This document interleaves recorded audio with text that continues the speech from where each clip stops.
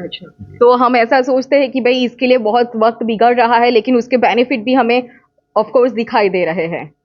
नहीं, वास्तव में ज़्यादा वक्त का नहीं, हम लोगों ने बहुत एसएमसी और सिटी पुलिस ने मिलके काफ़ी कुछ इसमें किया है हम लोगों ने। तो अभी टाइम को भी बहुत जैसे पहले 15 मिनट लग रहे थे तो उसके आसपास ही टाइम अभी लग रहा है।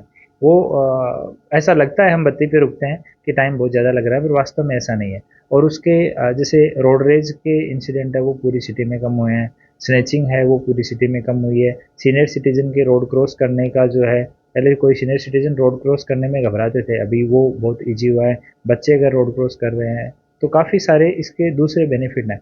एक शहर में ट्रैफिक का एक डिसिप्लिन आया है, तो काफ़ी चीज़ें हैं जो शहर के लिए, हम सब लोगों के लिए बहुत अच्छी हैं, तो इसमें सहयोग अपेक्षित है सभी से।